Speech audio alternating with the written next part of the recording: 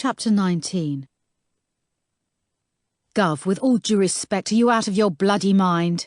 Something bugging you, Bryant? Just the fact that you could lose your job for this? She shrugged. It's mine to lose. Yeah, but sometimes you need to just stop and take a minute to think. Tell you what, you stand there and think on my behalf while I get on with doing my job. She walked away from him and headed towards the professor. Dr. Matthews came hurtling across the site like he'd been shot from a catapult. Detective, I can't allow this. What the devil do you think you're doing? My job. It's not your job until you have authorization to excavate. Who said anything about excavation? We're just going to dig a bit.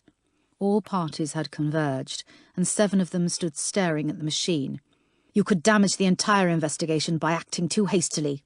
Doctor, if a body is discovered, I will adopt the correct protocols immediately, but at the moment all we have is an anomaly. For all we know, it might be nothing more than a dead dog. She instantly realised what she'd said. Sorry, Professor.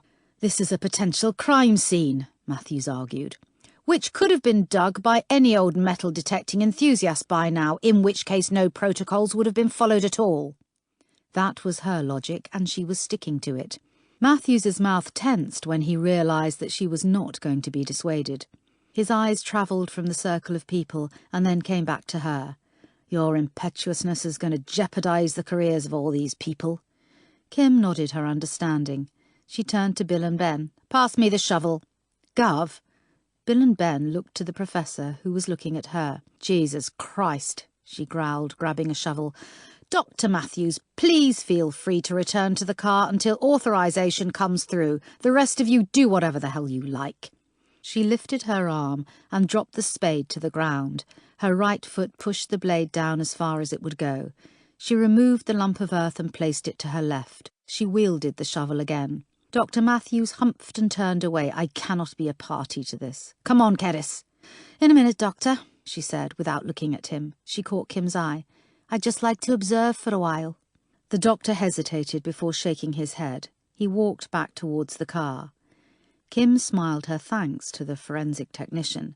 Her presence offered some protection, and she knew it. She threw down the shovel and repeated the process.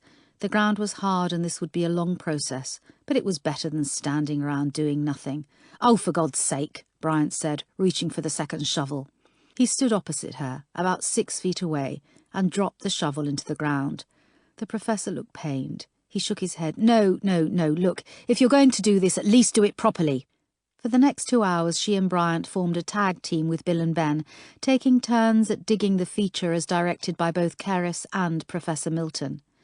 Kerris had continually circled the area, consulting the data from the magnetometer. She had advised where to dig next and how deep they should go. Kerris leaned down close to where Kim was digging. Detectives, I think you should step out now. Professor, can you pass me your bag of hand tools? Kim stepped out of the pit that was now 6 feet wide by 8 feet long and 1.5 feet deep. Kim tried to dust herself down, but spatters of damp mud and clay had dried into her trousers up to the knee. Kerris and Professor Milton consulted over the data and pointed to areas in the pit. The boys entered the pit with gardening hand tools and took direction from Kerris. Bryant stood beside her. There's never a dull day with you, is there?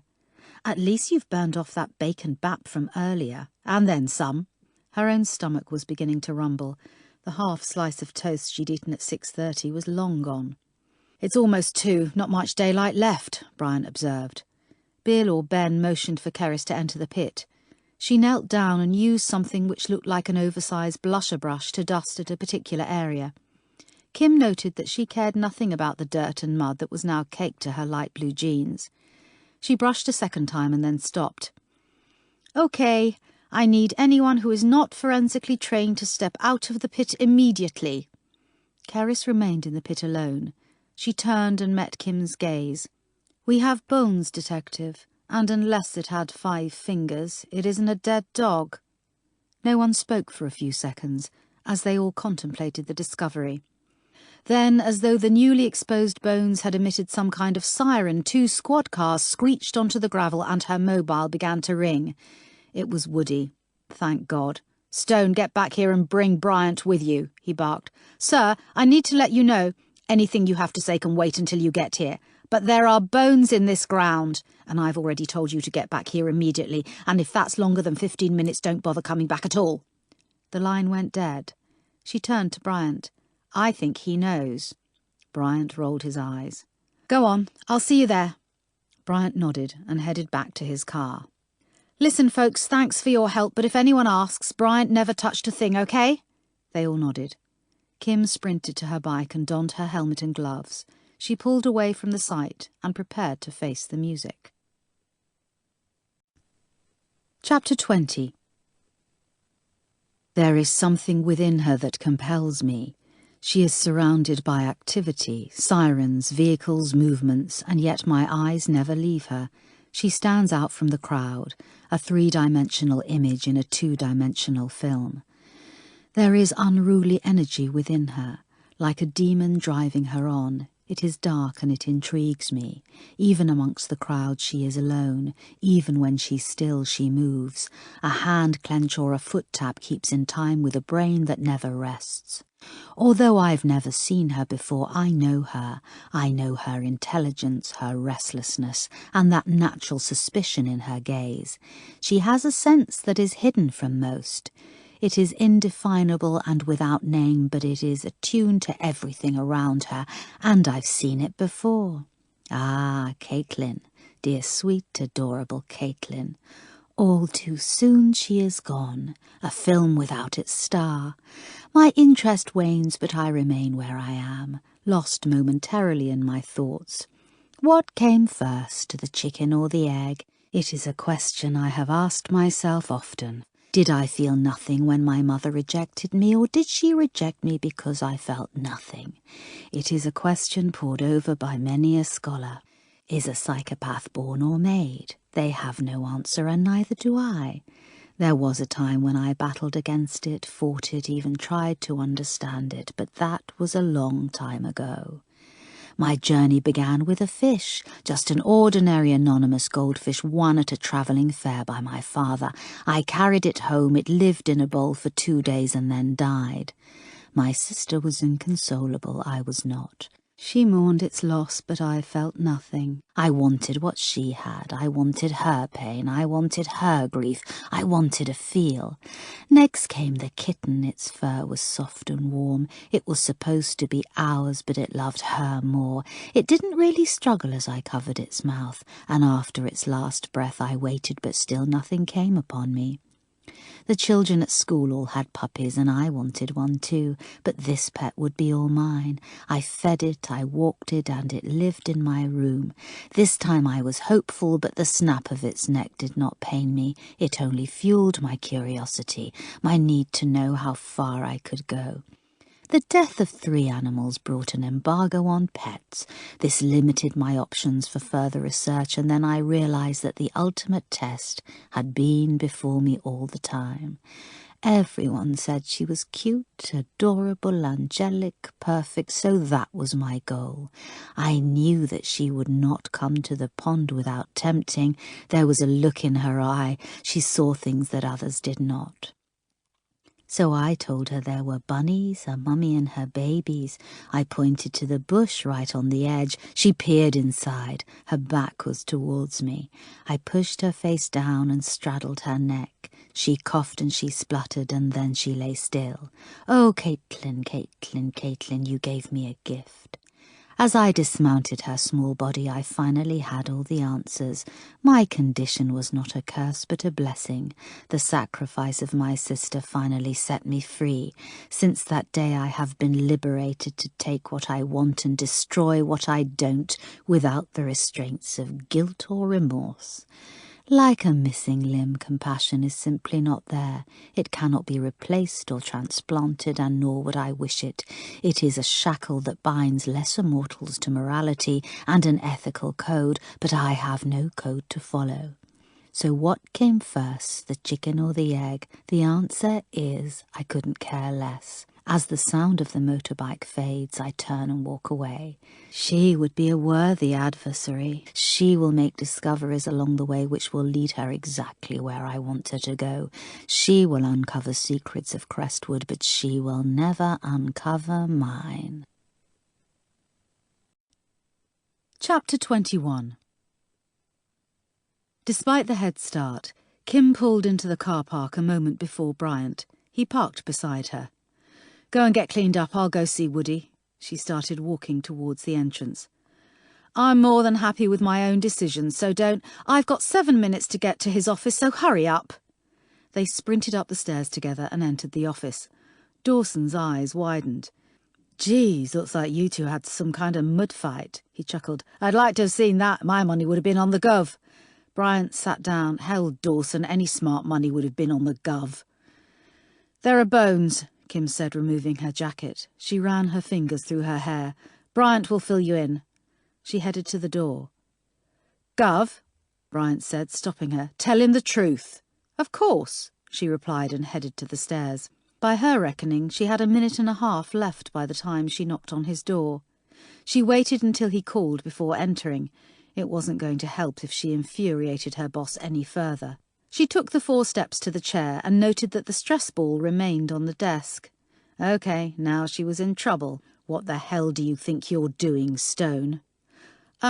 Could you be more specific?" she asked. She would hate to be apologising for the wrong thing. "Don't play games with me. The antics of you and Bryant could seriously jeopardise—" "Not Bryant, sir. He just watched." Woody glared at her. "I've got someone who saw him in the hole, and I've got the 4 people closest to the hole who say he wasn't." "And what would Bryant say?" Kim swallowed. They both knew the answer to that. "Sir, I'm sorry for what I did. I know it was wrong, and I would like to sincerely—" "Spare me the speech. It is nauseating and won't do you any good." He was right. Kim wasn't sorry at all. "How did you know?" "Not that it's any of your business, but Dr. Matthews—" "Yeah, I should have known that he—" "Was absolutely right to call me," Woody said, raising his voice over hers. "What the hell did you think you were doing?" "Sir, I had to get started. My gut said there was a body down there, and the idea of waiting for the correct paperwork to come through was ridiculous." "Ridiculous or not, there are reasons why we have procedures to follow, not least so that in a court of law we can defend our actions at all times. You would be well served to remember that my instructions are not optional." "I understand." He sighed heavily. "The only thing saving your skin right now is that your gut was right, and the focus will now change to damage limitation." Kim nodded. "However, at this point I am no longer convinced that you are the right person to lead this investigation." She sat forward. "But sir, you can't—" "Oh, yes, I can. And at the moment I am seriously considering your removal from this case." Kim closed her mouth for a second. Her next words would be important. She decided on total honesty. Her voice was low. "Sir, you've seen my file. You're aware of my past. So you have to know there is no one better to head this case." "That's as maybe, but I need to rely on someone who can follow instructions. If the bones found today are those of a child within the care of social services, this case will explode in the media. There will be many individuals trying to distance themselves, and I will not give anyone a legal loophole caused by a member of my own team." Kim knew he was right, but she also knew that she was the right person for the job. "Now, I suggest you and Bryant get off home and clean yourselves up. You'll have my decision in the morning." Kim knew when she was being dismissed, and she counted her lucky stars that she'd escaped full disciplinary. "You know, Kim," he said as she reached the door. Damn, she hated it when Woody called her by her first name. She turned. He removed his glasses and met her gaze. "One of these times, your gut is going to be wrong, and you will have to face the consequences, and that is your choice. But you need to consider those around you. Your team has great respect for you and will follow you into any situation to protect you and gain your approval." Kim swallowed. She knew he was talking about one team member in particular. "And when the day comes that your reckless actions endanger the career or even the life of those around you, it won't be me or even the police force to which you will have to answer." Kim felt the rising nausea that had nothing to do with an empty stomach. As she closed the door behind her, she found herself wishing for the disciplinary. The one thing about Woody was that he sure knew how to hit her where it hurt. Chapter 22. The doorbell sounded and Kim didn't even ask who it was at the door as she undid the chain. It would be Bryant and he would have Chinese. "The chow mein fairy has entered the building." You can only say that if there are prawn crackers. It wasn't a joke. Bryant removed his outer jacket to display a polo shirt and jeans. Love what you've done with the place. Kim ignored him. He said the same thing every time he came. To others, her house appeared sparse of personality and adornment. She didn't enjoy personal embellishments. If she chose to move tomorrow, she'd need a dozen bin liners and a couple of hours, and she'd be ready to roll.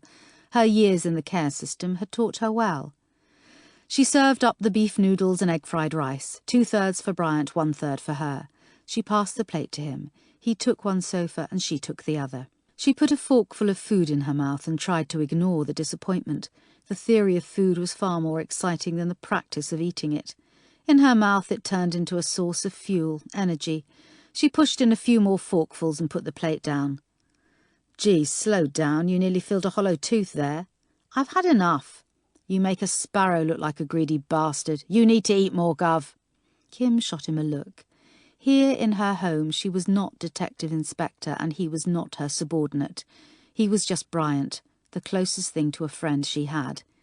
He rolled his eyes. Yeah, sorry. And stop fussing, I'm a big girl. She took her plate to the kitchen and made a fresh pot of coffee. So tell me, I bring you a handsome, affable man and food you don't eat. Remind me again what I'm getting out of this relationship? My dazzling company, she deadpanned. She was nothing if not self-aware. Bryant laughed. I'll just leave that hanging without comment, because you might be Kim now, but eventually you'll be Gov again. He finished eating and brought his empty plate to the kitchen. No, I had something else in mind.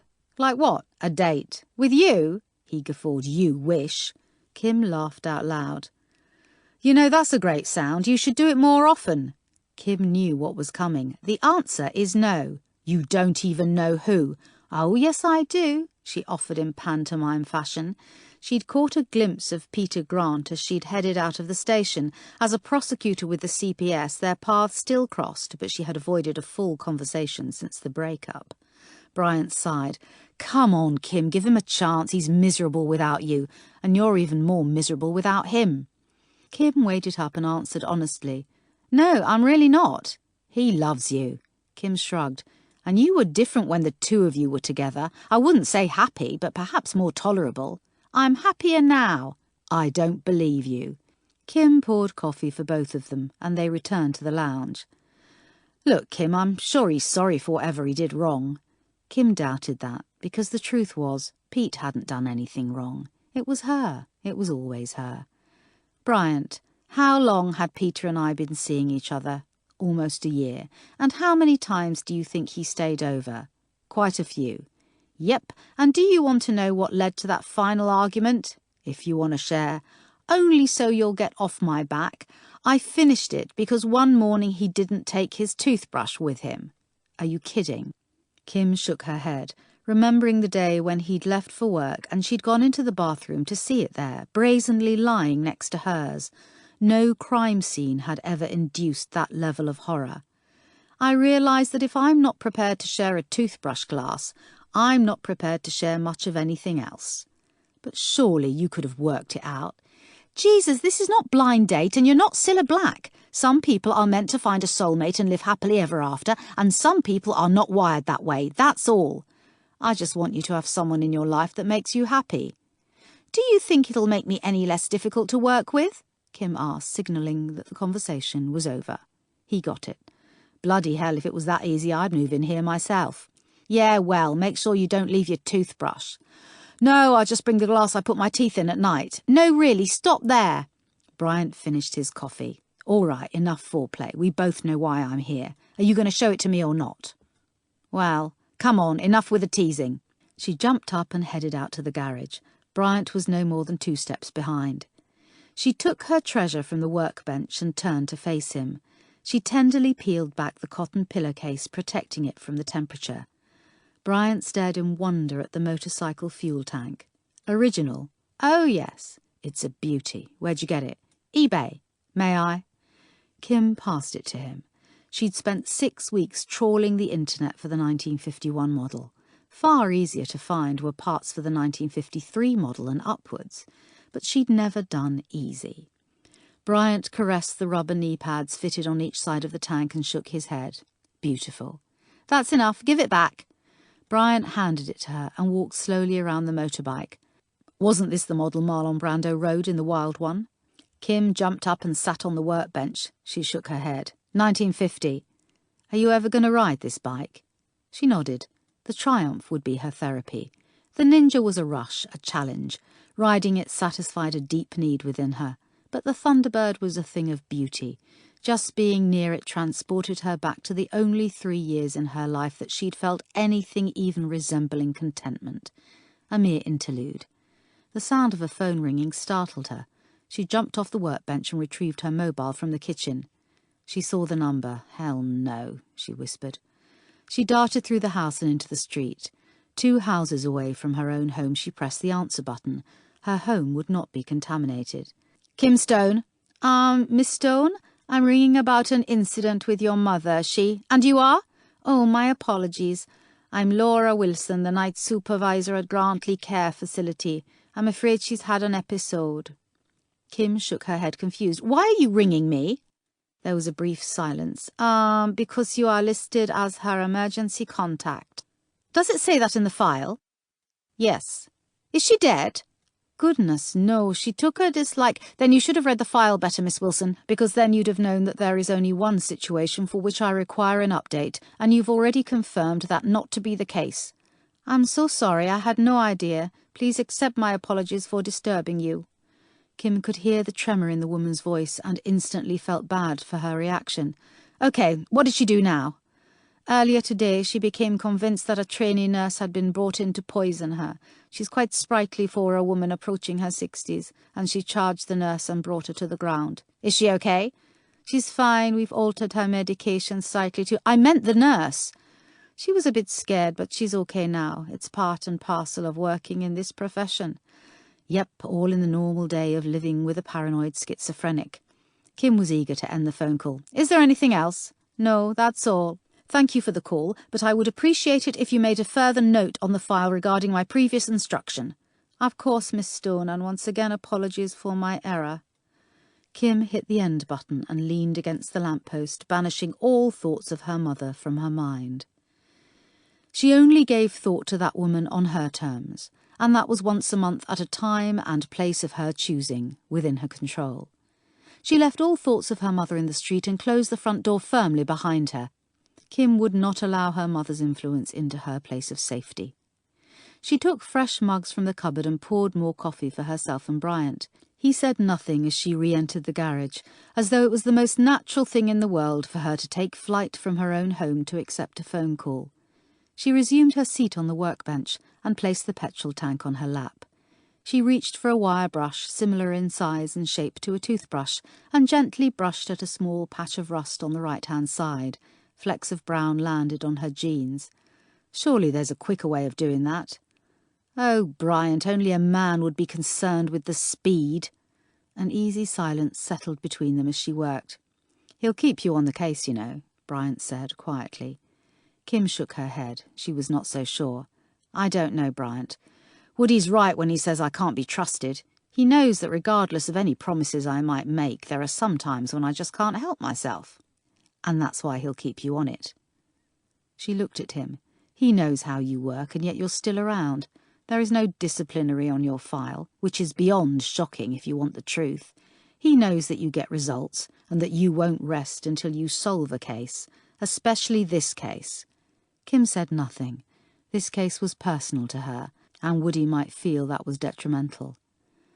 And there's one other reason why he won't remove you from the case. What's that? Because he would be a damn fool to do so, and we both know that Woody is no fool. Kim sighed heavily as she put the tank aside. She sincerely hoped her colleague and friend was right. Chapter 23. Nicola Adamson rewound the news report and watched it again. A tall, solid black male by the name of Woodward confirmed the discovery of a body on the site of the old Crestwood Children's Home. His brief statement was followed by an aerial view of the place she had once called home. Nicola felt instant relief. Finally, they were going to uncover the secrets of that God-forsaken place. But then came the fear. How would Beth react to the news? Nicola knew her sister would not open up and talk to her. As children they had been so close. All they'd had was each other. They had shared everything. Nicola struggled to recall when that had changed. They had grown apart after Crestwood. Beth had returned 4 years ago, when Nicola had been struck down by glandular fever, but once she'd been out of intensive care, Beth had disappeared. A week ago she had returned, and although there were minor irritations at sharing her home, Nicola loved having her sister around.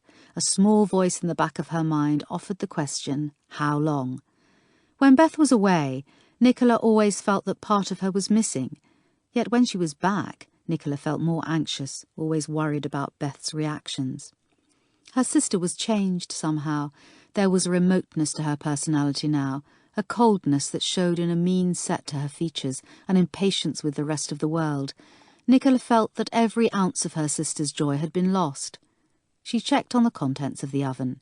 She had decided to cook Beth's favourite meal of breaded chicken nuggets and potato waffles with a dollop of tomato ketchup. Nicola smiled. It was strange how she'd never grown out of that. Despite their differences, Nicola wanted to forge a stronger relationship with Beth. She wanted to understand what had driven them apart. She was hoping they could sit together in their pyjamas and watch a film while eating the juvenile meal that might find its way into Beth's memories. Living together was not ideal, but Nicola wouldn't trade the mild irritations for having Beth back in her life. And she would do whatever she could to make her stay. Chapter 24. Kim headed into the office after a 40-minute meeting with Woody. 3 pairs of eyes looked at her expectantly. "I'm still heading the case." A collective sigh went around the room. Kim continued. "The forensic osteoarchaeologist has confirmed the bones to be human and modern, so the area is now a crime scene. Keris has remained on site and will head up the archaeological side, and a forensic anthropologist is due to land from Dundee shortly." Dundee University was home to the Centre for Anatomy and Human Identification, and had been offering degree courses in forensic anthropology for years. Cahid was regularly contacted for advice and input in high-profile identification cases at home or abroad. Those strings had been pulled by Woody, who wanted to ensure that everyone who might need to take the stand was impeccably qualified. "Where are we on Crestwood staff members?" Dawson picked up a piece of paper. "I've weeded out various short-term and temporary staff, and I'm left with a list of 4 other members of staff that were recorded as working there when the place burnt down. As we know, Teresa Wyatt was the deputy manager and Tom Curtis was the head chef. General manager was a guy called Richard Croft. There was a housekeeper there for years by the name of Mary Andrews, and 2 night watch guys who doubled as caretaker, odd job guys. So far I've tracked Mary Andrews to a nursing home in Timbertree." "Richard Croft, isn't that the name of the Conservative MP for Bromsgrove?" Kim interrupted him. She could swear she'd just read an article that Croft had just completed some kind of bike ride for charity. "Definitely the same name, but I haven't yet been able to link him. Pass it to Stace," Kim instructed. She saw the set expression on Dawson's face. "Stacey, what have you got on the names of the kids?" "I've got about 7 so far, and most of them's from Facebook." Kim rolled her eyes. Stacey shrugged. "There ain't many records of Crestwood, and even less people that want to talk about the place. My understanding is that the younger kids had already been placed in foster homes or other care facilities around the area. Another 6 or 7 had gone back to family members, leaving around 10 kids at the time of the fire. Sounds like a bloody nightmare." Stacey grinned. "To lesser mortals, maybe." Kim smiled. Stacey loved a challenge, and that was about to be a good thing. "Right, Bryant, go get the car started." Bryant grabbed his jacket and left the office. Kim stepped into the bowl and sat to remove her biking boots. As she did, she overheard the conversation taking place in the outer office. "Have you tried flowers?" Stacey asked. "Check," Dawson replied. "Chocolates?" "Check." "Jewellery?" No response. "Are you kidding? You haven't tried jewellery?" "Oh, Kev, nothing says sorry for being a totally amoral arsehole like a sparkly, expensive necklace." "Piss off, Stace. What would you know?" "I'd know, lover boy, 'cause I'm all woman." Kim smiled as she tied her right lace. "Yeah, but your love life amongst the world of goblins doesn't count. I need advice from a woman who goes out with men, like real ones." The conversation ended as Kim stepped back into the office. "Stace, you're now working on the staff members and ex-residents." Dawson looked confused. "Get your coat, you're coming with me." He took his suit jacket from the back of the chair. I'd get your overcoat as well. You're now staying on site with forensics. His face lit up. Seriously, Gov? Kim nodded. I need to know what's going on as soon as it happens. I want you to make a total nuisance of yourself. Keep asking questions, follow people around, listen to conversations, and the minute you get anything new, let me know. Will do, Gov, he said eagerly. He followed her down to the waiting car. She got in the front seat, and he got in the back. Buckle up, kiddies, Bryant said, pulling out of the car park. Kim glanced into the rear-view mirror at Dawson's eager, excited face, then turned and looked out of the window. For a person with no people skills whatsoever, the law of averages dictated that now and again she had to get it right. Chapter 25. The site she'd left yesterday now looked like a small walled city. The entire edge of the property was surrounded by interlocking metal fencing. There was an entrance at the top of the site and one at the bottom, each guarded by 2 constables. Others roamed the fence edge, keeping within the eye line of other officers. Kim was satisfied that the perimeter was secure. A corral had been set up along the top of the site for press, but she could see that they were already spilling out along the fence line. 2 white tents had been erected, one around the pit and another for the technicians to store equipment. Kim headed into the first tent but was not prepared for the sight of the skeleton in the pit, or the effect it would have on her. She had attended many crime scenes, had witnessed bodies in every stage of decomposition, but this one was just bone. When tissue was still present, it felt as though there was something to return to the family, something of the person left to bury and mourn. But bones felt anonymous, featureless, like the foundations of a building, but without the architecture that made it unique. Kim realised she didn't like that thought one little bit. She was also shocked by the tiny amount of space the skeleton occupied. "No clothes?" Kim said, as the forensic archaeologist came to stand beside her. "Good morning, Detective," said Kerris. "Yep, she always forgot that bit. To answer your question, it doesn't mean there weren't any clothes, only that they're not there now. Different materials deteriorate at different rates. Depends on how long they're in the ground. Cotton can disappear in 10 years or so, whereas wool can remain intact for decades." Kerris turned towards her. "I wasn't too sure you'd be back." They both stepped away as technicians took photographs from every angle. A yellow marker had been placed alongside the length of the bones. "We didn't get much time to chat yesterday," Kim said. Kerris tucked a stray piece of hair behind her ear. "Didn't have you down as the chatting type, but okay. I'm 29 years old, single and childless. My favourite colour is yellow. I have a weakness for chicken-flavoured crisps, and I'm enlisted in the Territorial Army when I'm not busy knitting." Kerris paused. "Okay, I lied about the knitting." "All good to know, but that's not really what I was asking." "Then ask the question you want to, Detective. How qualified are you for this job?" Kim said without flinching. Kerris tried to hide her smile, but her eyes lit up. "I achieved my degree in archaeology at Oxford 8 years ago. I then spent 4 years travelling on archaeological projects, predominantly in West Africa, came home and earned my forensic science degree, and have spent the last 2 years trying to gain respect in a male-dominated arena. Sound familiar, Detective Inspector?" Kim laughed out loud and offered her hand. "Glad to have you on board." "Thank you. Now the bones have been exposed and I'm waiting for the anthropologist to discuss removal. I have to be sure we don't undercut or overcut." Kim looked at her blankly. "Sorry, we need to be as careful as possible that we don't either take too much or too little. We can't go back and do it again." Kim's expression remained unchanged. Kerris thought for a moment.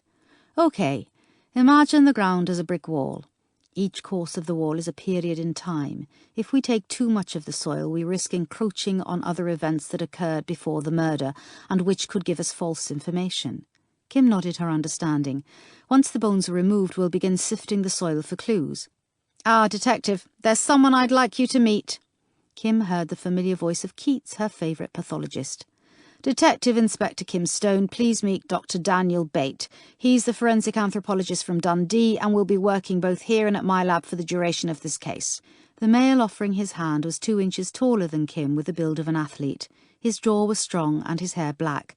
Startling green eyes offered an interesting contrast with the darkness of his features. Introductions ensued between Kerris, Keats and the new boy. The handshake he offered Kim was strong and firm. Immediately Dr. Bate started walking around the pit, and Kim took a moment to observe him. He didn't look like a scientist. His build appeared more suited to an outdoor profession that called for physical activity. Kim supposed his attire of jeans and a sweatshirt didn't help. "So," Keats said, "we have the 3 key people to get to the bottom of this crime. The person who will uncover the clues, the person that will explain the clues, and the person who will pull it all together and give us a murderer." Kim ignored him and stood beside Dr. Bate. "Is there anything you can tell us on first inspection?"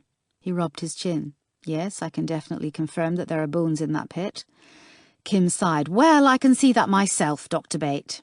I understand that you want immediate answers, but I've yet to touch the bones and will not presume anything until I have." "Relative of yours?" she asked Keats. Keats laughed. "I knew you two would hit it off." She turned back to the doctor. "Surely you can offer something." "Okay, I can tell you that this poor soul has been down here for at least 5 years. The body of a typical adult will decompose fully in the space of 10 to 12 years. Non-adults decay in half the time. First stage of decomposition is autolysis, which is the destruction of the body tissues by enzymes released after death. The second stage is putrefaction, where the soft tissues decay because of the presence of microorganisms. Eventually, the soft tissues become liquid and gas. "Get invited to many parties, Doc?" Kim asked. He laughed out loud. "My apologies, Detective. I recently returned from the body farm in Knoxville, Tennessee, where bodies are disposed of in different ways to establish—" "Sex?" she asked. "Not before you've bought me dinner, Detective." "Not even a bit funny. Any ideas?" He shook his head. She rolled her eyes. "Don't tell me you haven't had the chance to examine the body at the lab." "It might not make any difference, I'm afraid. If we're dealing with a juvenile, the changes to the bones that distinguish the sexes won't have taken place. If our victim is 16 to 18, then we may have a chance, based on the adaptation of the pelvis, but any younger than that and few scientists will attempt to sex a non-adult by bone. That indicates there are other ways. There are techniques for using dental DNA to identify the X and Y chromosome, but it's both expensive and time-consuming. It's much easier to age a non-adult than sex it. For that we have bone growth and development, dental development, and the degree of closure of the joints in the skull. You'll have an approximate age later today. Best guess," she pushed. Bate turned to look at her. His eyes were intense and challenging. "Date, time and place you will arrest the murderer?" Kim was unfazed. "It will be Professor Plum in the library on Thursday the 18th at 11 o'clock, and although you didn't ask, he'll be holding the candlestick." "I'm a scientist. I don't guess." "But surely you can deduce something from—" "Keats," he called over her head, "please rescue me from this interrogation before I admit to the Lindbergh kidnapping." Kim found the rich Scottish tones at odds with the black country accents floating around the dig site. If she closed her eyes, he almost sounded like Sean Connery. Almost. "I knew you two would get along famously," Keats offered with a smirk. "Daniel, the boxes have just arrived." Kim moved to the end of the pit as more technicians approached, carrying clear plastic boxes. She no longer had any idea which people belonged to which team, and she was now pleased that Dawson would be remaining at the site and not her. If she had to deal with the obstructive doctor much longer, she might be responsible for a second burial. "Made a new friend over there?" Bryant asked. "Oh yeah, a barrel of laughs, that one." "Typical scientist type?" "Yeah, and I told him as much." "Oh right, I bet he loved you for that." "It was pretty difficult to tell." Bryant chuckled. "Hardly qualified to judge other people's emotional responses, are you, Gov?" "Bryant, go No, no, no!" Dr. Bates shouted, stepping into the pit. His voice was loud and commanding. Everyone stopped what they were doing. He knelt down in the pit beside the man who had been working on the skull. Caris entered the pit and crouched beside the doctor. No one spoke as the two of them conferred quietly. Eventually the doctor turned and looked directly at her. "Detective, I have something for you after all." Kim moved closer, her breath caught in her chest. She jumped into the pit beside him. "Go on." "See these bones here?" She nodded. "The backbone leads into the neck, where there are 7 bones that form the cervical vertebrae. This top one is C1, the atlas, the next is C2, the axis." His finger continued down the length of the neck, pointing out the other C bones from 3 to 7. Kim saw a clean break between 3 and 4. Instinctively, her right hand moved to the back of her own neck. She wondered how the hell he had seen that from up there. "Spell it out for me, Doc." "I can tell you that beyond a shadow of a doubt, this poor soul was decapitated." Chapter 26. Kim exited the pit. Come on, Bryant, we need to get started. She glanced at the Toyota pickup that, by the process of elimination, had to belong to Dr. Daniel Bate. It was dented above the rear wheel arch and covered in mud. Jesus Christ, what's that? Kim exclaimed, jumping backwards. It's called a dog, Gov. Kim peered closer at the furry face that had popped up in the rear passenger side window. Kim frowned. Bryant, is it just me or... No, Gov, it appears to have only one eye. Detective, stop scaring my dog, Daniel Bates said, closing the gap between them. I assure you she knows nothing. Kim turned to her colleague. See, Bryant, dogs do take on their owner's characteristics. You know, Detective, after a 4-hour wake-up call and a 3.5-hour drive, you are definitely not what the doctor ordered. Is she blind? Kim asked as he opened the car door. The dog jumped out and sat. Dr. Bate attached a lead to her red collar and shook his head. The sight in her right eye is perfect. Kim guessed the dog to be a white German shepherd. She stepped forward, offering her hand to the dog's nose. Does she bite? Only arrogant detectives. Kim shook her head and stroked the dog's head. Her coat was soft and warm. Kim was confused. If he'd driven, it would have taken far longer than a few hours to travel the 350 miles from Dundee. What's she doing here? We were taking a few days off after my last case, scouting rock climbing locations in Cheddar, when I got a call from my boss. I was the closest. There was no irritation in Daniel's voice, just an acceptance that such calls came with the job. Kim felt the dog's warm nose nudge at her right hand, which had absently stopped stroking her head. Hey, look at that detective, Daniel Bates said with a glint in his eye. At least someone on site likes you. Kim was prevented from offering a 4-letter word response by the sound of her mobile ringing. She hit the call button as Daniel turned and walked the dog around the top end of the field. What's up, Stace? Where are you? Just about to leave the site. Why? Are you facing up or down? What? I found William Payne, one of the night porters. Give me the address. Look down the hill. You should see 7 houses in a row. It's the one smack bang in the middle. The back and front garden are fully slabbed. Kim was already walking down the hill. How the hell do you know that? Google Earth, Gov. Kim shook her head and ended the call. Sometimes Stacey really scared her. Where did you say we were going? To interview our first witness. Here? Bryant asked as she opened the waist-high gate. Eerily, the front garden was a sea of grey slabs. The path was only distinguished by a ramp that grew from it and ended at the front door. After 2 knocks, the door was answered by a tall male with a head full of completely white hair. William Payne? He nodded. Bryant took out his warrant card. May we come in? He made no movement to step back and frowned. I don't understand. A police officer already came yesterday and took details. Kim glanced at Bryant before speaking. Mr. Payne, we're here in connection with an investigation concerning Crestwood. She had sent no other officers to this address. Understanding registered on his face. Oh, of course, please come in. He stood back, and Kim took a second to assess him. His hair gave the initial impression of someone much older than his face indicated. It was like 2 totally separate ageing processes were occurring. The wear on his face placed him only in his early to mid-40s. Please be quiet, my daughter is asleep. His voice was low and pleasant, with no trace of black country accent. Come through, he whispered. He led them into a single room that ran the length of the house. The first section was the lounge area, and beyond was a dining table set before a patio window leading onto the small back garden. A perfect grid of slabs left no room for lawn or shrubs.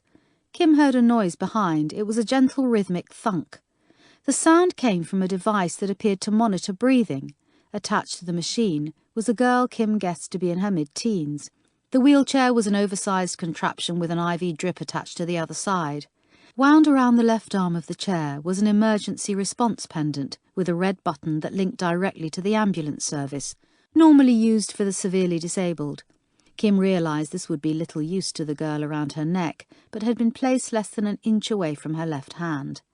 The flannel pyjamas dotted with Betty Boop did not hide the atrophy of the body beneath. My daughter Lucy, William Payne said from behind her. He leaned over and gently pushed a stray lock of blonde hair behind the girl's ear. Please sit down, he said, guiding them to the small table. The sound of Jeremy Kyle played quietly in the background. May I offer you a cup of coffee? They both nodded, and William Payne entered the kitchen, which was no more than a box just off the lounge area. He placed 3 metal coasters on the table before bringing out 3 china mugs. The smell was delicious, and Kim took a sip immediately. "Colombian Gold?" she asked. He smiled. "It's my only vice, detective. I don't drink or smoke. I don't have a fast car or chase fast women. I just like a good cup of coffee." Kim nodded as she took another sip. Bryant gulped as though it was a Tesco value instant. "Mr. Payne, may we ask—" Bryant stopped as Kim nudged his leg beneath the table. She would lead this one. "May we ask what is wrong with Lucy?" He smiled. "Of course, I'm always happy to talk about my little girl.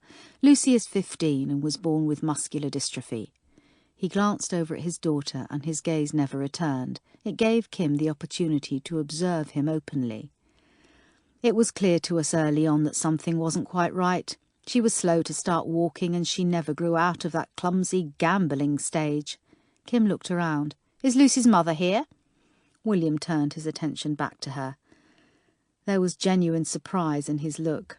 "Excuse me, I often genuinely forget that Lucy ever had a mother. It's been just the 2 of us for so long." "I understand," Kim said, leaning forward. His voice had dropped to barely more than a whisper. "Lucy's mother was not a bad person, but she had certain expectations, and a child with disabilities was not in her master plan. Don't misunderstand me. I'm sure every parent wishes for a perfect child. The dream does not normally include the full-time care of an adult that will never be able to take care of themselves. Excuse me for a moment." He took a tissue and wiped away a trail of spittle that ran down his daughter's chin. "Sorry about that. Anyway, Alison really tried at first, and while there were certain elements of normality to hang on to, she could get by, but as the disease progressed it became too much of a struggle. By the time she left she could no longer look at Lucy and hadn't touched her in months. We both agreed it was best she leave. That was 13 years ago, and we haven't seen or heard from her since." Despite the matter-of-fact delivery, Kim could hear the pain in his voice. He was more forgiving of Lucy's mother than she would have been. "That's why you took the night job at Crestwood?" Payne nodded. "Prior to that I was a landscape architect, but I couldn't hold a job and care for Lucy. Working the night shift at Crestwood meant I could care for Lucy during the day. My neighbour would often come round and sit with Lucy at night." "No second Mrs. Payne?" Bryant asked.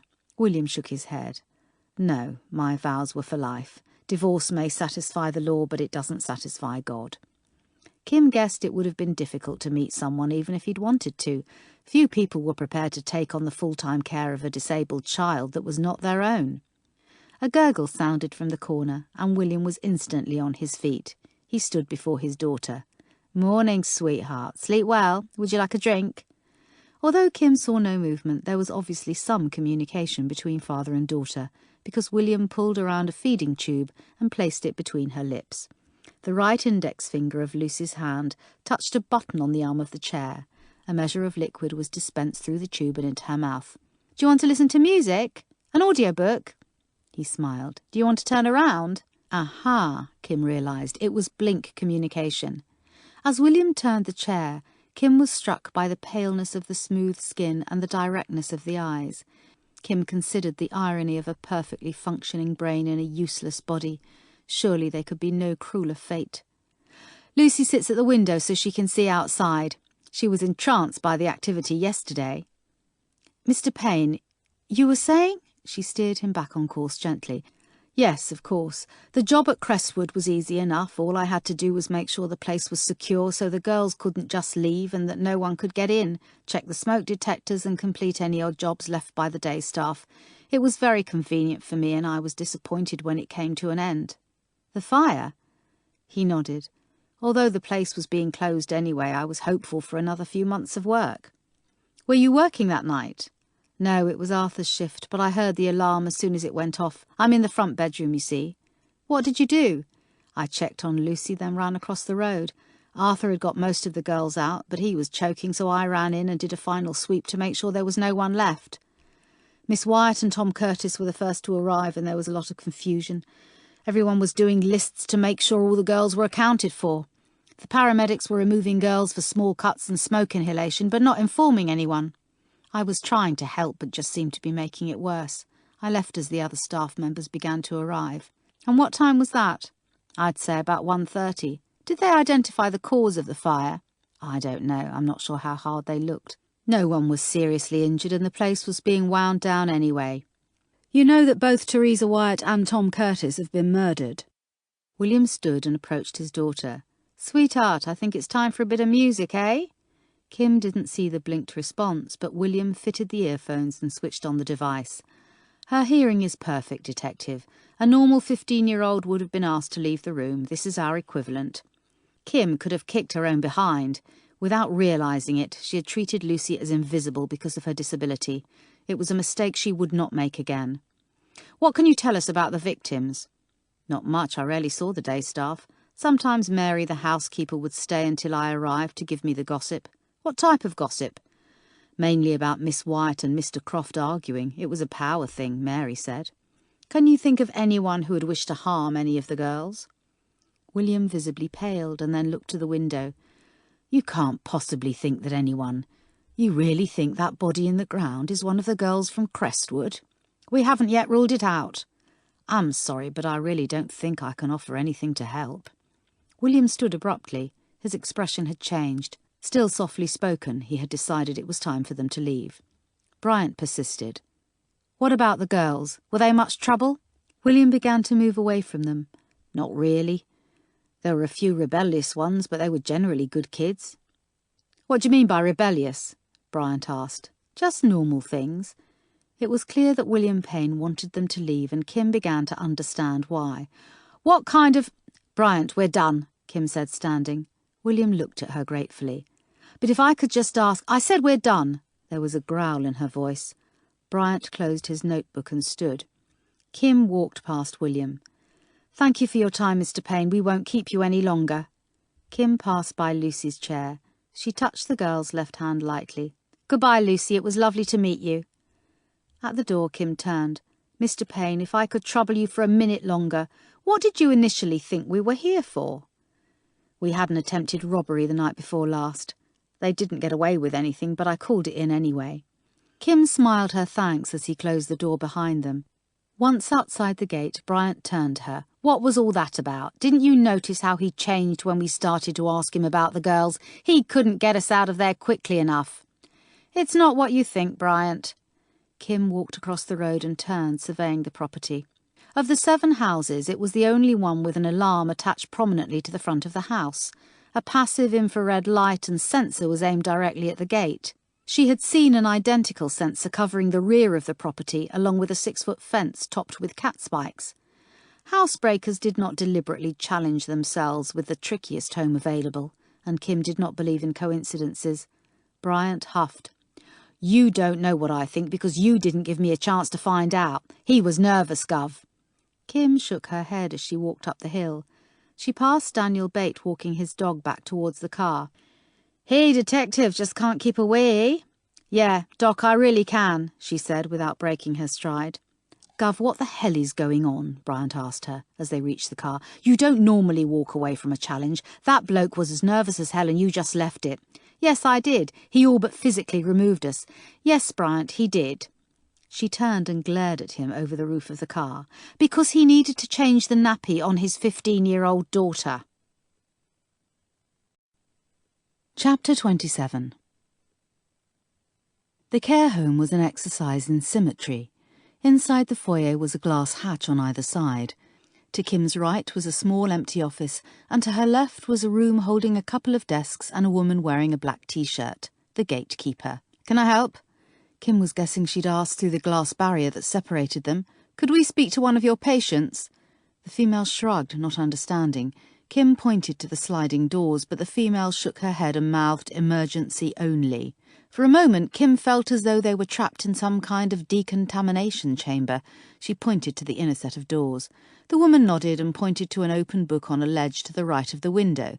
She made a squiggle motion with her right hand. Kim guessed that was the instruction to sign in. Remind me of the progress we've made in communications, Kim muttered to Bryant. They signed in and waited for the buzzer. As they entered, Kim could see immediately that there were 2 communities.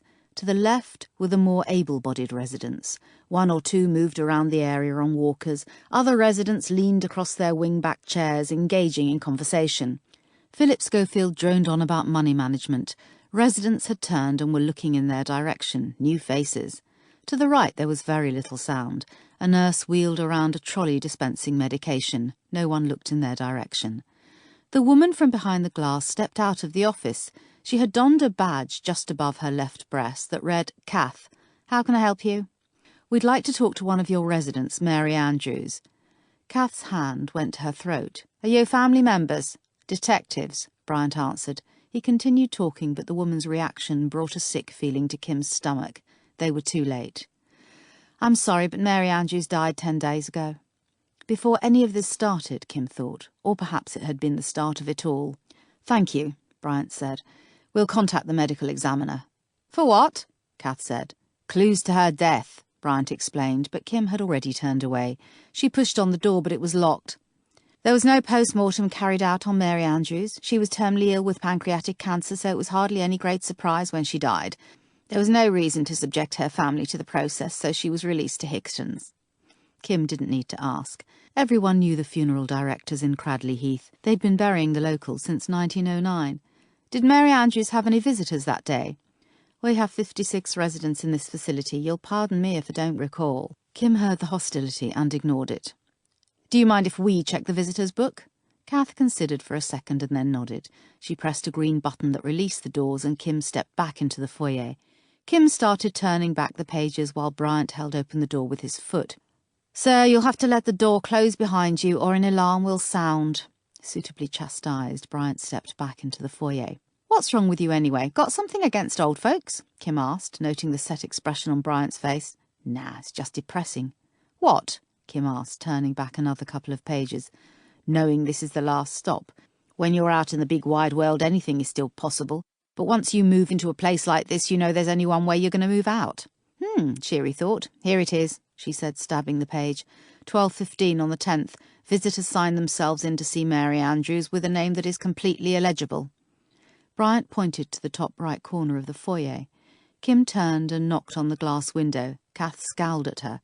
Kim pointed at the entry doors. The buzzer sounded. "We need to view your CCTV." Kath looked as though she was about to object, then just humphed loudly. "This way."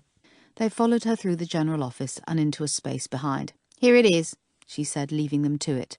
The space hardly qualified to be called a room. There was a small desk with an old television monitor and playback controls. A single VHS machine shunted to the side. "I suppose digital was too much to hope for," Bryant groaned. "Yep, good old videotape. Please tell me they're labelled." Kim took the only chair as Bryant inspected the shelves of videotapes. "There are only 2 for that date. One for day and one for night. Tapes are only changed every 12 hours. "So, now we're talking time-lapse?" "Afraid so," he said, grabbing the tape. From an evidence point of view, real-time video was acceptable, as it captured everything in full. Time-lapse recording grabbed an image every few seconds, which gave a mechanical motion to the video, almost like a collection of screenshots. Kim put the video into the machine. The screen came to life. She forwarded the tape to the rough time of day. Kim stared at the screen. "Are you seeing what I'm seeing?" "Tape degradation. Shit, you can't make out a damn thing." Kim sat back in her chair. "How many times have these tapes been used?" "Looking at that, we're talking hundreds." CCTV tapes were normally destroyed after 12 cycles to prevent what was showing on the screen now. Kim continued to watch the shadows of figures entering and leaving the foyer. "Jesus, it could even be me." Bryant looked at her seriously. "Is it you, Gov?" Kim leaned back and opened the door. "Kath," she shouted, "got a minute?" Kath appeared at the door. "Really, Detective, there's no need to—" "We're taking this tape." Kath shrugged. "Okay. Do you have a release form for us to sign?" "Oh, what?" Kim groaned. "Bryant." He ripped a page from his pocket notebook and wrote down the tape rotation number, their names and the police station. Kath took it, although she was clearly unsure why. "Kath, do you realise that this system is pretty much useless?" The woman looked at her as though she was stupid. "It's a care home, Detective, hardly crime central." The woman appeared triumphant. Kim nodded her agreement as Bryant chose to inspect his nails. "You're right, but with better tapes we might now be in a position to identify someone responsible for 2, perhaps 3 murders, and we would certainly be closer to ensuring they did not get the opportunity to murder again." Kim smiled pleasantly at the woman's horror-stricken face. "But thank you for your time and helpful cooperation." Kim strode past the woman and let herself out of the building. You know, Gav, I always knew there was more cause to fear you when you're smiling. Get that tape to Stacey. She may know a miracle worker who can offer us a clue. Will do. Where to now, Gov? Kim took the keys from his hand. We're going to take the ride of your worst nightmare, Bryant, she said, opening her eyes wide. We're going from the care home to the funeral home. Bryant shuddered. Fine, but if you're driving, just make sure it's not my last ride, eh? Chapter 28. Seriously, Gov, I've heard of ambulance chasing, but speeding after a bloody corpse? Kim closed the road distance between themselves and the car in front. You heard the undertaker. She only left 2 hours ago. If we can get there in time, we can stop the ceremony and order a post-mortem. The family will be thrilled. Stop whining. You realise we're heading back to the crematorium right next to the site. Ever feel like you're getting nowhere? You have no idea, she said, sounding the horn at the car in front that was hesitating at a small traffic island. The car turned right. Kim motored up the Garrett Lane hill and over the canal bridge. Bryant bounced in his seat. She took the fourth exit off the island straight into the crematorium grounds and stopped outside the entrance. Damn, no cars or mourners, she observed. Maybe we're early. Perhaps the funeral party is still at the house. Kim said nothing as she got out of the car and headed into the building. A young girl sat on the wall, her head bowed. Kim continued forward. There was a funeral to crash. Kim shuddered as she entered the building. Wooden benches lined the space on each side of the walkway. The centre aisle led to a curtained area. Red velvet drapes were pulled back to their resting positions.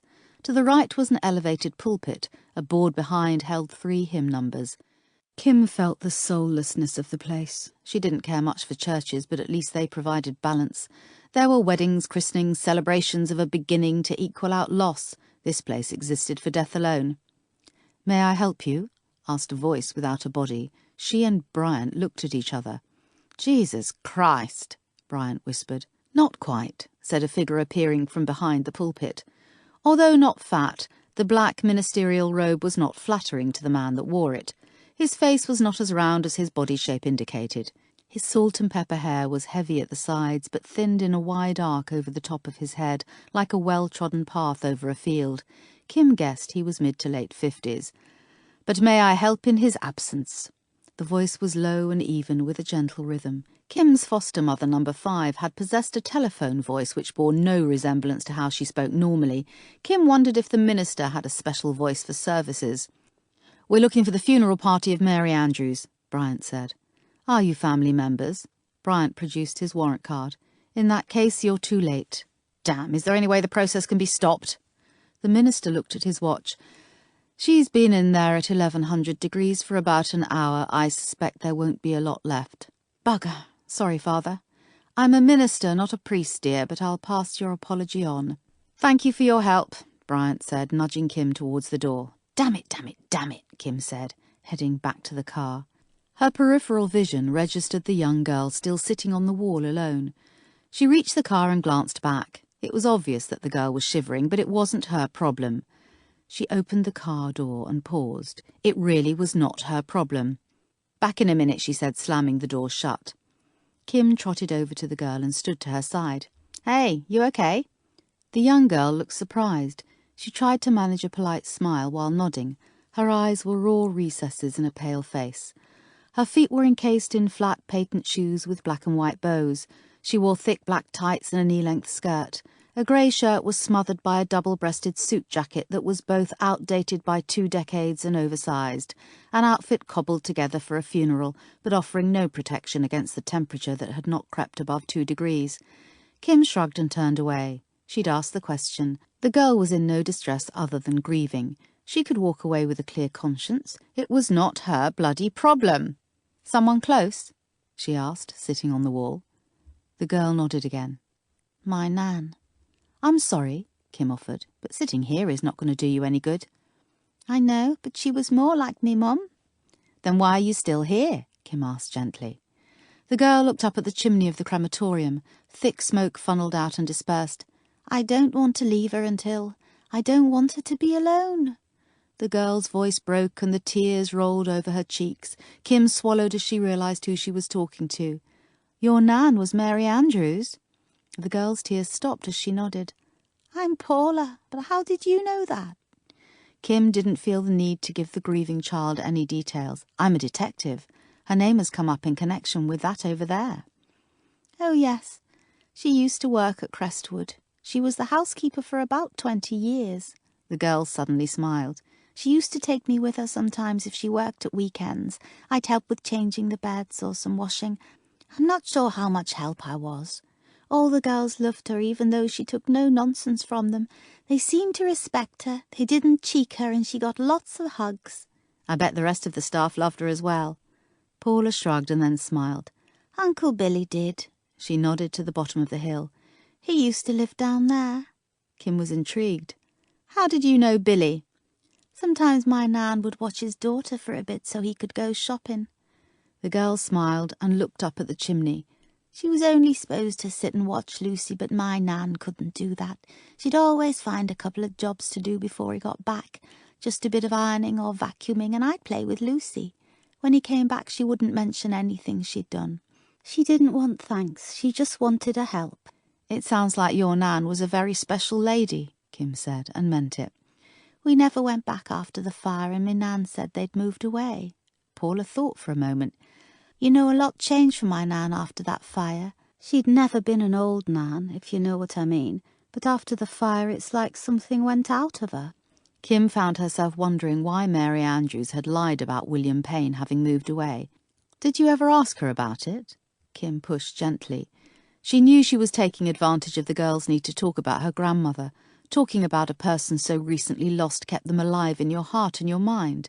It preserved the link, the bond. Kim hoped they were helping each other. Paula nodded. One time she got very angry with me. I remember it well because my nan never got angry with me.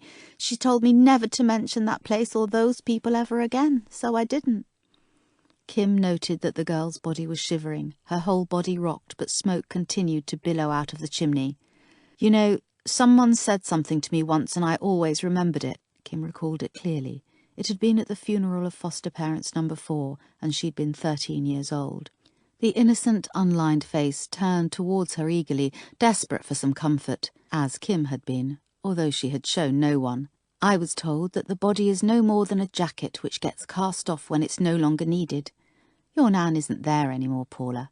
The jacket she wore caused her pain, but she's free of that now. Kim looked up at the smoke, thinner now.